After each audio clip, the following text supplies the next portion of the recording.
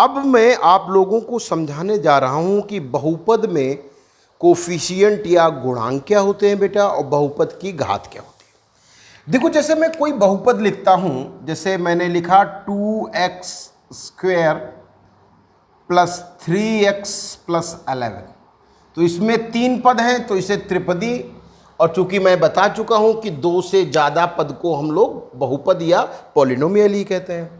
तो इस पॉलिनोमियल में वेरिएबल कहाँ है, जैसे ये x वेरिएबल है, तो यहाँ पर x ये वेरिएबल है, इसी को हम लोग चर कहेंगे, वेरिएबल या चर कहेंगे।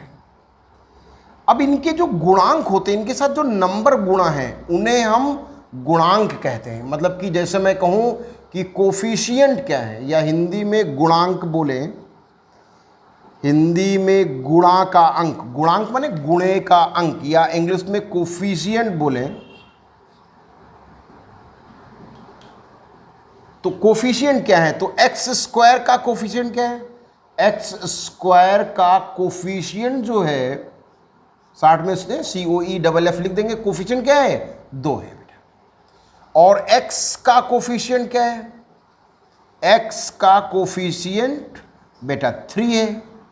इसमें कोई वेरिएबल नहीं तो उसको अचर कहेंगे। तो कांस्टेंट यहाँ क्या है, यहाँ जो कांस्टेंट है जिसमें वेरिएबल ना हो उसको प्योर कांस्टेंट कहेंगे, ये 11 है। तो अगर मैं आपको कोई पॉलिनोमियल दे दूं और कहूं इस तरह दिया हुआ है, तो आप कहोगे सर हाँ ये x पर बेस्ड एक पॉलिनोमियल है। अब मैं कहता हूं कि x स्क्वायर का कोफिशिएंट क्या है या x स्क्वायर का गुणांक क्या है, तो x स्क्वायर के बगल में जो नंबर होगा उसको चिन्ह सहित लिखना। जैसे ये प्लस है तो यहां पर हमने क्या लिखा है, +2। अब प्लस आगे लिखा नहीं आता है तो 2 चल जाएगा। मैंने कहा x का गुणांक क्या है, तो तुमने कहा 3। और अगर हमने कहा कि अचर पद क्या है, जिसमें वेरिएबल नहीं होता है वो अचर पद होता है। जैसे एक और एग्जांपल देखो, जैसे मैंने आपसे कहा कि एक हमारे पास दूसरा बेटा एक पॉलिनोमियल है, मैंने कहा -2x क्यूब -5x + 7। अब हमने तुमसे कहा बेटा कि x स्क्वायर का कोफिशिएंट क्या है, तो ध्यान रखना कोफिशिएंट में चिन्ह भी आता है। बताओ x स्क्वायर का कोफिशिएंट क्या है बेटा, x स्क्वायर का कोफिशिएंट है -2, चिन्ह भी बोलना पड़ता है। हमने कहा x का कोफिशिएंट क्या है, x का कोफिशिएंट क्या है, तो आप कहोगे x में क्या गुणा है, -5, तो -5। हमने कहा इसमें अचर क्या है, कांस्टेंट क्या है, तो कांस्टेंट वो पद है जिसकी के साथ कोई वेरिएबल नहीं, वो 7 हो गए। तो ये बात आप लोगों को समझ में आ गई कि गुणांक या कोफिशिएंट क्या होता है बेटा, और कोफिशिएंट हमेशा चिन्ह सहित बताया जाता है। अब एक बात करेंगे हम लोग, किसी बहुपद की घात क्या होती है। देखिए बहुपद की घात क्या होती है, हिंदी में कहते हैं बहुपद की घात क्या होती है। घात को इंग्लिश में डिग्री बोलते हैं, तो इंग्लिश में क्या बोलेंगे, डिग्री ऑफ पॉलिनोमियल क्या होता है। डिग्री ऑफ पॉलिनोमियल क्या है, किसी पॉलिनोमियल्स की डिग्री क्या है, डिग्री ऑफ पॉलिनोमियल्स, किसी पॉलिनोमियल्स की डिग्री क्या है।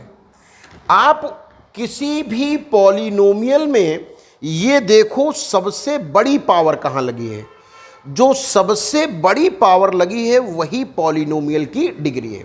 जैसे मैं तुमसे कहूँ बेटा x + 3, तो तुमने कहा कि सर इसमें बेटा अचर में कोई वेरिएबल की डिग्री नहीं होती है। बहुपद की घात का मतलब समझ लो कि बहुपद में चर पर लगी सबसे बड़ी घात, मतलब वेरिएबल पर लगी जो ग्रेटेस्ट डिग्री होगी, मतलब सबसे बड़ी डिग्री होगी, वही डिग्री ऑफ पॉलिनोमियल कहलाएगी। वेरिएबल पर लगी ग्रेटेस्ट डिग्री जो होगी वही पॉलिनोमियल की डिग्री होगी, हिंदी में वही बहुपद की घात होगी। तो किसी बहुपद की घात क्या होगी, उस बहुपद में आए चर राशि पर लगी सबसे बड़ी पावर। द मैक्सिमम या greatest power raised on the variable is called as degree of polynomial.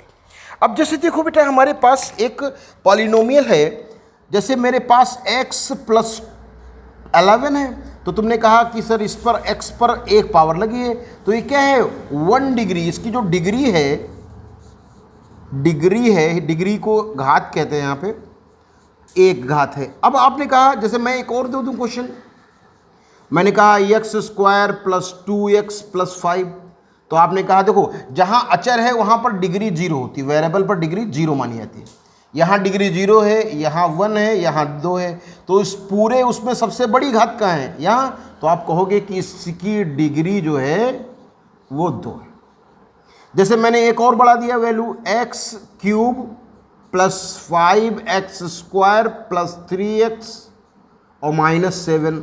तो देखो बेटा, जहाँ अचर है वहाँ डिग्री 0 होती है, तो यहाँ डिग्री 0 है बेटा, यहाँ डिग्री 1 है, यहाँ डिग्री 2 है, यहाँ डिग्री 3 है। तो सबसे बड़ी डिग्री कहाँ है, तो आप कहोगे सर सबसे बड़ी डिग्री यहाँ है। तो इस बहुपद की घात या डिग्री जो होगी, डिग्री या घात जो होगी वो क्या होगी, 3 होगी। ऐसे और बढ़ाते चले जाएंगे। जैसे मान लीजिए x की घात है 7 plus 5x cube plus 2x। अब ध्यान से देखो, यहाँ पर 1 डिग्री लगी हुई है, यहाँ 3 डिग्री लगी हुई है, यहाँ 7। तो इस बहुपद की सबसे बड़ी पावर कहाँ लगी है, 1 पावर, 3 पावर, 7 पावर। इसका मतलब सबसे बड़ी पावर 7 है, तो इसकी डिग्री कितनी होगी, इसकी डिग्री 7 होगी। ये बात समझ में आती है। तो किसी भी बहुपद में आपको करना क्या होगा कि ये देखना होगा कि सबसे बड़ी डिग्री कहाँ लगी है, और जहाँ पर सबसे बड़ी डिग्री लगी होगी उस डिग्री को ही उस बहुपद या पॉलिनोमियल की घात कहते हैं। अब देखिए बेटा, यहाँ पर हम एक और बात बताते हैं। खासकर ये क्या थे, ये जो बहुपद थे आप जो देख रहे थे, ये बहुपद थे, इनमें एक ही वेरिएबल था, जैसे x ही था। मान लो हम 2 वेरिएबल वाले बहुपद दे दें, 2 वेरिएबल वाले पॉलिनोमियल की बात करें। अगर मैं आपसे कहूं कि हमारे पास 2 वेरिएबल वाले हैं, जब 2 वेरिएबल वाले पॉलिनोमियल होंगे तो आपको करना क्या होगा, दोनों वेरिएबल की डिग्री को जोड़ना पड़ेगा, फिर देखना कहाँ ज़्यादा लगी है। देखो जैसे हमारे पास एक पॉलिनोमियल है, मान लीजिए x square plus 7x Y the power 4 plus Y cube. अब मैं आपसे कह रहा हूँ कि बताओ यहाँ पर इसकी घात क्या है, तो आपने कहा सर इस पर 3 पावर लगी है। ठीक है भाई, 3 पावर लगी है। इस पर 2 पावर लगी है, 2। लेकिन यहाँ पर इस पर 4 पावर लगी है और इस पर 1 पावर लगी, तो यहाँ जो पावर होगी वो दोनों को जोड़ेंगे, 1 और 4 5। तो सबसे बड़ी पावर कहाँ लगी है, सबसे मैक्सिमम पावर यहाँ लगी है। इसलिए इस बहुपद की जो घात होगी, डिग्री ऑफ पॉलिनोमियल जो होगा वो कितना, 3 तो है नहीं, 2 नहीं, सबसे बड़ी क्या है 4 और 1 5। तो इसकी डिग्री क्या होगी, 5। तो अगर किसी पॉलिनोमियल में अलग अलग वेरिएबल भी होते हैं तो डिग्री का कैलकुलेशन करने के लिए सभी वेरिएबल की पावर को जोड़ देते हैं। जैसे देखो बेटा, हमारे पास जैसे मान लीजिए हमारे पास x the power 4 plus 3x square Y cube plus Y the power, चलो हम 3 कर देते हैं। अब बताओ इसमें सबसे बड़ी पावर कहाँ है, यहाँ पावर कितनी है 4, क्योंकि x पर 4 पावर लगी, यहाँ पर 3 पावर लगी है, लेकिन यहाँ 2 और 3 पावर को जोड़ो तो कितना आ रहा है 5, अगेन यहाँ 5 है। तो सबसे बड़ी पावर कहाँ है, यहाँ 4 पावर है, यहाँ 3 पावर है, यहाँ 5 पावर है। इसकी डिग्री जो होगी, जो सबसे बड़ी पावर होगी वही हम लेते हैं, तो क्या हो डिग्री 5।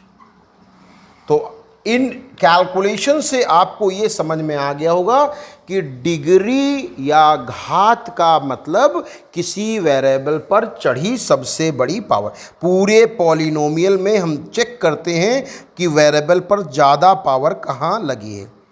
अगर 2 वेरिएबल हैं तो हम हर जगह पर वेरिएबल की डिग्री को जोड़ लेते। जैसे यहाँ एक ही वेरिएबल है तो 3 ही डिग्री, यहाँ एक ही वेरिएबल है 2 डिग्री, लेकिन यहाँ 2 वेरिएबल थे x और y, तो इनकी पावर को जोड़ लेते हैं। ये बात क्लियर होगी।